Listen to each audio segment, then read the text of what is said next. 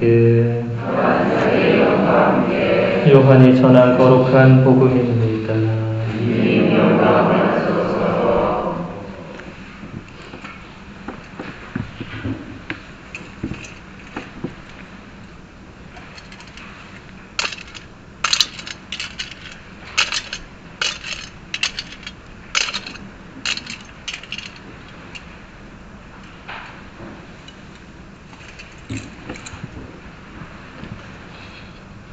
주간 첫날 이른 아침 아직도 어두울 때에 마리아 막달레나가 무덤에 가서 보니 무덤을 막았던 돌이 치워져 있었다. 그래서 그 여자는 시몬 베드로와 예수님께서 사랑하신 다른 제자에게 달려가서 말하였다. 누가 주님을 무덤에서 꺼내갔습니다. 어디에 모셨는지 모르겠습니다. 베드로와 다른 제자는 밖으로 나와 무덤으로 갔다. 두 사람이 함께 달렸는데 다른 제자가 베드로보다 빨리 달려 무덤에 먼저 다다랐다. 그는 몸을 굽혀 아마포가 놓여있는 것을 보기는 하였지만 안으로 들어가지는 않았다. 시몬 베드로가 뒤따라와서 무덤으로 들어가 아마포가 놓여있는 것을 보았다. 예수님의 얼굴을 쌌던 수건은 아마포와 함께 놓여있지 않고 따로 한 곳에 개켜져 있었다. 그제야 무덤에 먼저 다다른 다른 제자도 들어갔다. 그리고 보고 믿었다. 사실 그들은 예수님께서 죽은 이들 가운데서 다시 살아나셔야 한다는 성경 말씀을 아직 깨닫지 못하고 있었던 것이다. 주님의 말씀입니다.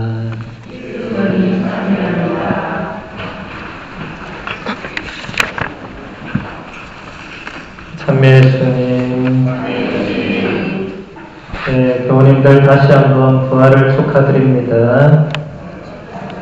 네, 어제 부활의 밤을 잘 보내셨습니까? 예.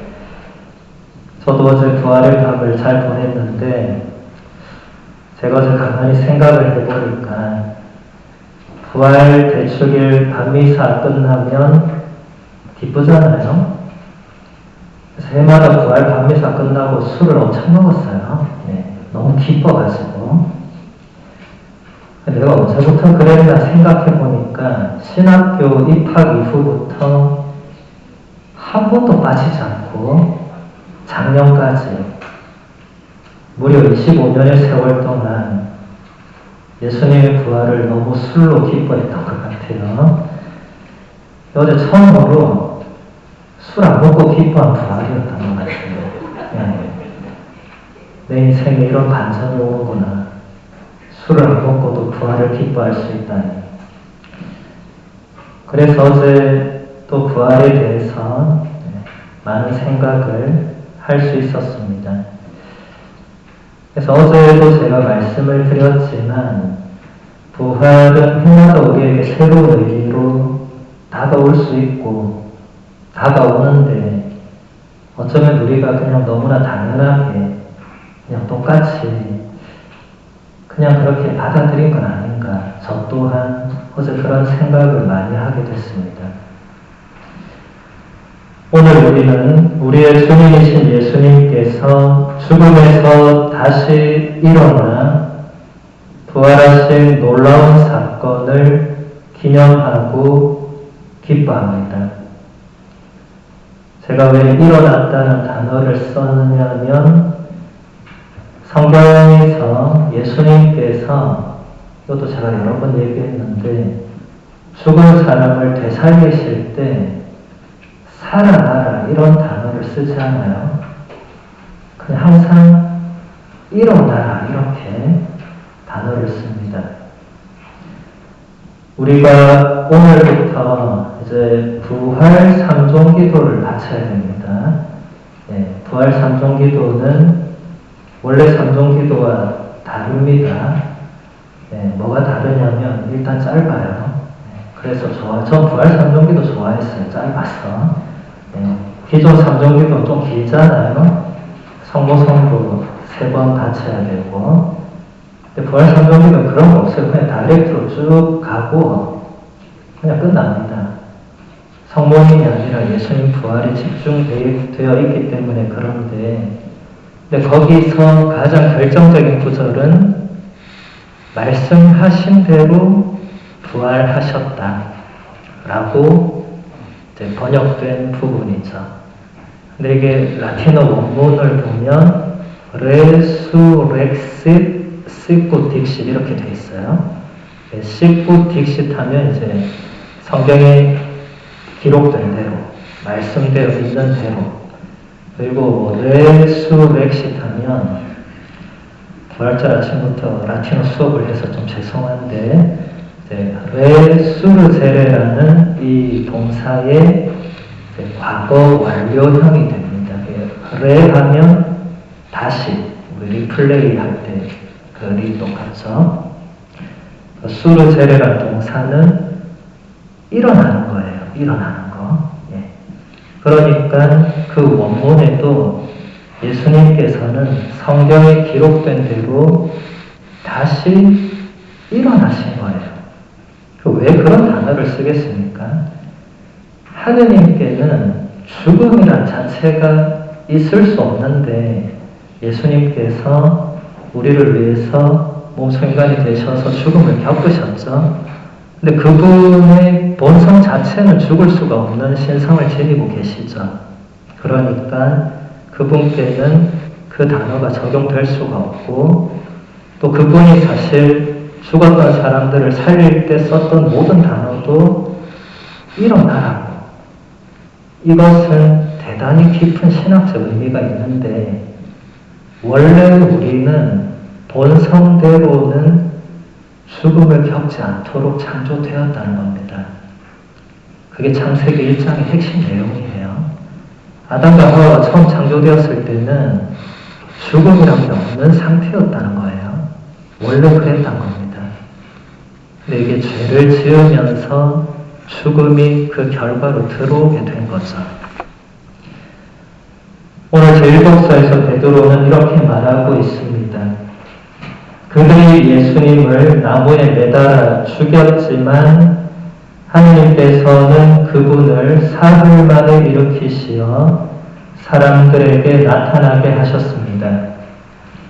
그러나 모든 백성에게 나타나신 것이 아니라 하느님께서 미리 증인으로 선택하신 우리에게 나타나셨습니다.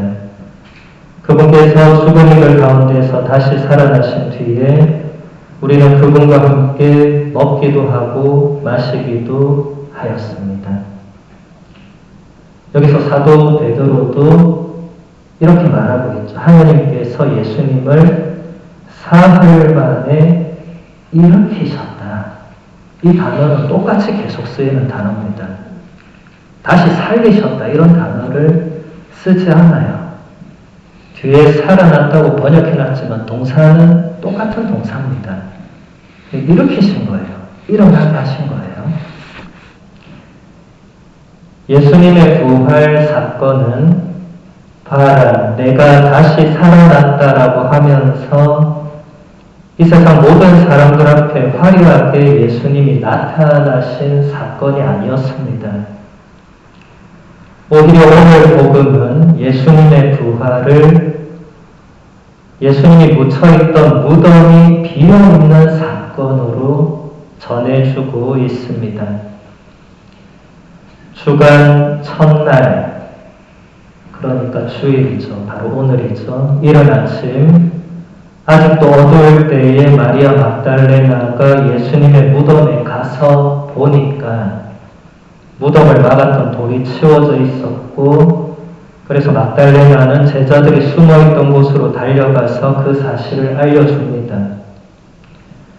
그러자 베드로와 예수님께서 사랑하신 제자가 무덤으로 달려갔고 가서 보니까 예수님의 시신을 쌌던 아마포가 놓여있고 얼굴을 쌌던 수건이 따로 한 곳에 개켜져 있었습니다.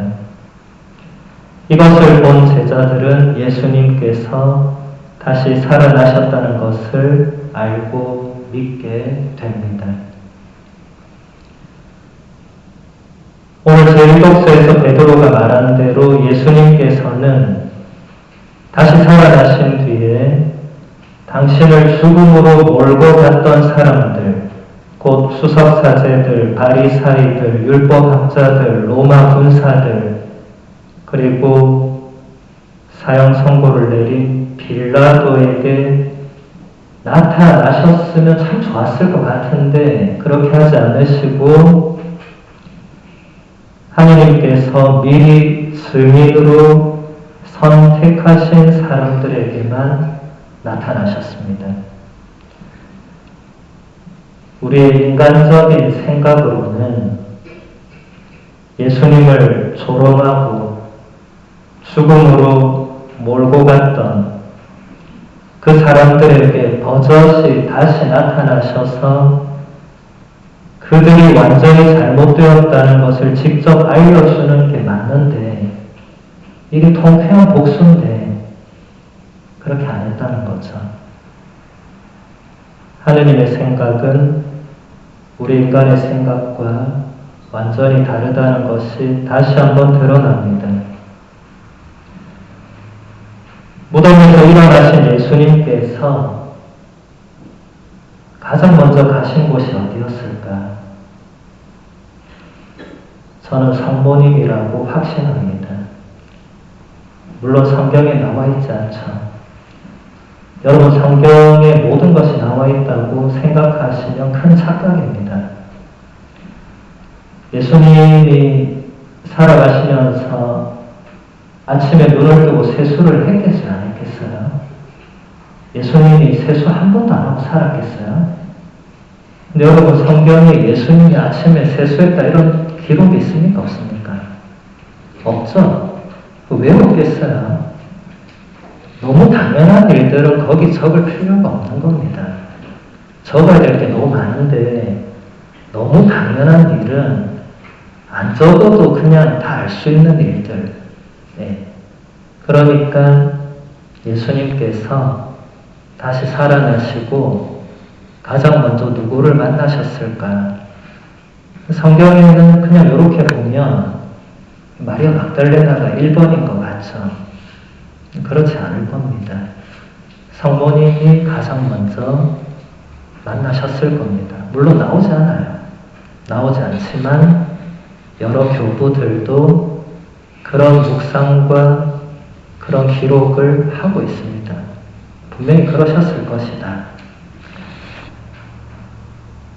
예수님의 십자가 바로 아래에서 아드님의 죽음을 피눈물을 흘리며 지켜보셔야 했던 성모님, 그리고 아들의 시신을 품에 안고 묻고 난 이후에 사흘 동안의 어둠과 침묵 속에서도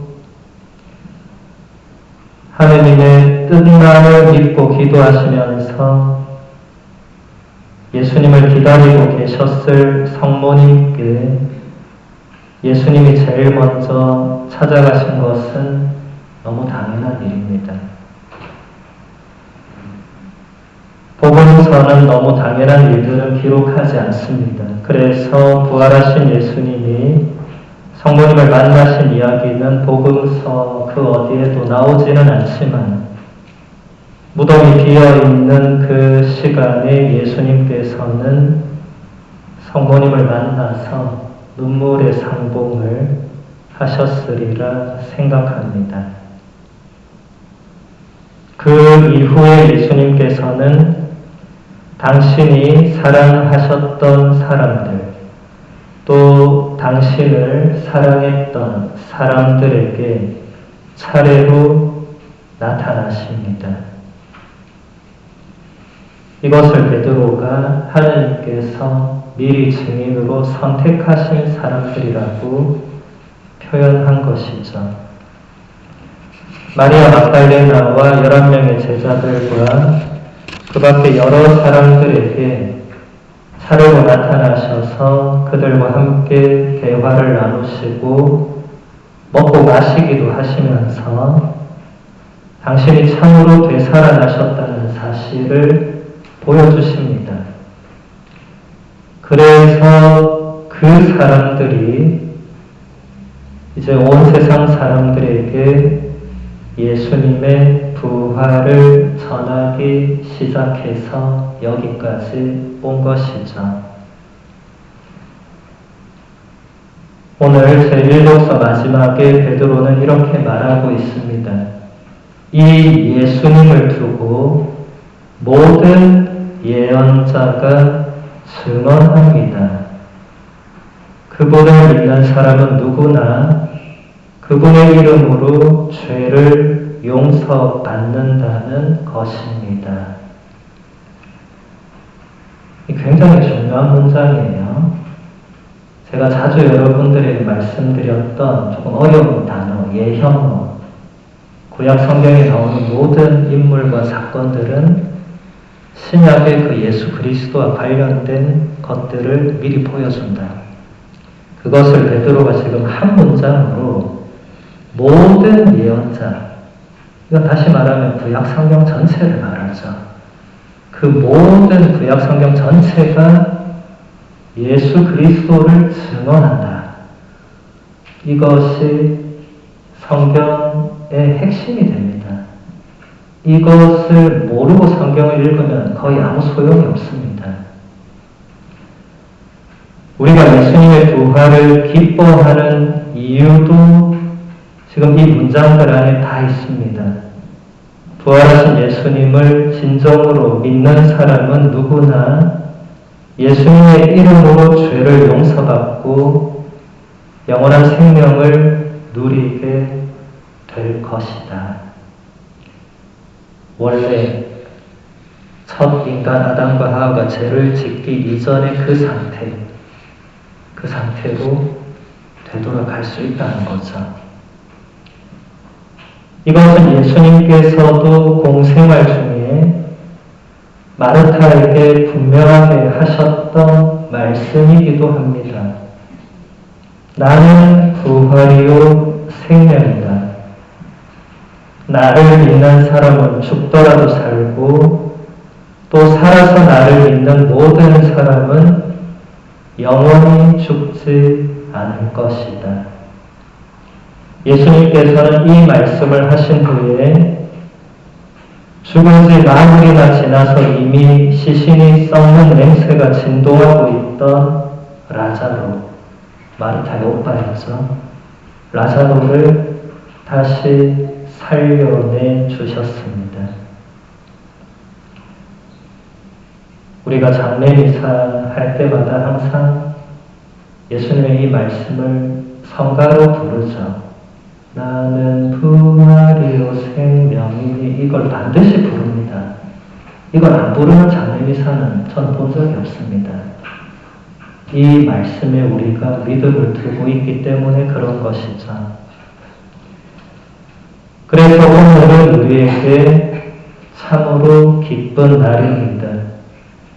이 기쁨을 우리는 부활 시기 내내, 부활 시기는 연중 시기를 제외하고, 연중 시기는 거의 1년 전체에 걸쳐 있으니까 특별한 시기 중에는 가장 깁니다. 50일이나 됩니다. 사순 시기가 40일이고 대림 시기는 4주간이니까 비교가 안 되죠. 그러니까 가장 기쁨을 크게 누리는 그런 시기가 되겠습니다. 우리는 이 기쁨의 부활 시기 동안 오늘 제2독서의 말씀을 기억하면서 살아야 할 것입니다. 여러분은 그리스도와 함께 다시 살아났으니 저 위에 있는 것을 추구하십시오. 거기에는 그리스도께서 하느님의 오른쪽에 앉아 계십니다. 위에 있는 것을 생각하고 땅에 있는 것을 생각하지 마십시오. 여러분은 이미 죽었고 여러분의 생명은 그리스도와 함께 하느님 안에 숨겨져 있기 때문입니다. 제가 어제 강론 때도 이 말씀을 인용했습니다. 이제 우리는 부활하신 예수 그리스도를 따라 사는 사람들이기 때문에 더 이상 지상의 것들, 세속적인 것들, 육신의 것들, 이런 것들에 연연하지 않고 저 위에 있는, 저는 이 번역이 좀 마음에 들진 않아요. 저 위에라고 하면 사람들이 뭐라고 생각하겠어요? 다들 자기 위에 뭐가 있나 이렇게 착각할 수 있으니까 천상의 것들, 하느님께 속한 것들, 내 내면 깊은 곳에 있는 것들, 이제 그런 것들을 향해서 눈길과 마음을 돌려야 된다. 이게 부활이겠죠. 부활은 죽고 나서 영원히 사는 것도 의미하지만 지상에서 우리가 부활을 어떻게 살아내느냐. 이제 더 이상 내가 이 지상에 속하지 않은 것처럼 살아갈 때 그게 부활이겠죠. 쉽지 않습니다. 근데 우리는 그렇게 사는 분들을 가끔씩 보잖아요. 성인 성녀들이나 열심한 신자들이나 지금 교황님이나 여러분들 보면 저분들이 뭔가 더 이상 이 지상의 것에, 육신의 것에 연연하지 않는구나, 끌려다니지 않는구나, 넘어서 있구나, 자유롭구나. 그게 부활이죠. 거기서 자유롭지 못하면 맨날 끌려다니고 맨날 거기에 갇혀있고 닫혀있고 그러면 맨날 똑같은 삶이 반복되고 그건 부활이라고 할 수가 없겠죠. 그게 죽어 있는 거죠. 맨날 똑같은 게 반복만 된다면 그렇습니다. 그래서 우리가 부활 시기에 기뻐하는 것도 중요하지만 이 부활을 우리가 어떻게 살아낼 것인가가 또 이 50일 동안 성령 강림 대축일까지 아주 긴 시간이에요. 거의 5월 말까지 계속 부활이에요. 부활초가 50일 내내 켜져 있을 거예요. 그리스도의 부활의 빛을 보면서 내가 어떻게 부활의 삶을 살아나갈까, 이것을 생각해보고 실천하는 그런 시기가 또 이 부활 시기이기도 합니다. 기뻐하는 것은 그냥 기뻐할 수는 없죠. 그냥 기뻐하면 정신이 약간 이상해지는 위험이 있죠. 제가 동기들한테 혼자 있으니까 웃을 일이 없다 그랬더니 너 혼자 웃으면 정신병 가야 된다 이러더라고요. 안 웃는 게 맞다는 거죠. 혼자 웃으면 이상하잖아요. 그래서 제가 그때도 기쁨의 의미에 대해서 생각을 하게 됐습니다. 혼자서 기뻐하는 게 무엇인가? 그냥 혼자서 웃으면 병원 가고 안 웃으면 가만히 있는 게 기쁜 건가? 아니죠. 다른 차원이라는 거죠. 그러니까 우리가 부활의 기쁨도 그냥 단순히 웃느냐 안 웃느냐, 우느냐 안 우느냐 이 차원으로 생각하면 안 되고 우리 내면의 기쁨, 어떻게 하면 내가 마음속에서부터 기쁨이 올라와서 그 기쁨을 누리면서 살 수 있는가? 이게 이 부활 시기에 우리가 생각해야 되는 중요한 주제입니다. 제가 부활 시기 첫날부터 너무 큰 숙제를 던져드리는 것 같지만 사실 이건 큰 숙제라기보다는 앞으로 이어질 50일을 어떻게 우리가 기쁘게 살아갈 수 있을까를 각자가 생각해 보자는 거죠. 아니면 이게 50일이 아니라 5일도 지나기 전에 별로 안 기쁘고 아무 의미 없고 또 나의 일상은 똑같고 이렇게 될 위험이 크기 때문에 말씀드리는 것입니다. 오늘 미사 중에 부활하신 예수님과 함께 우리가 부활의 기쁨으로 이 시기를 살아갈 수 있는 은총을 함께 청하면 좋겠습니다.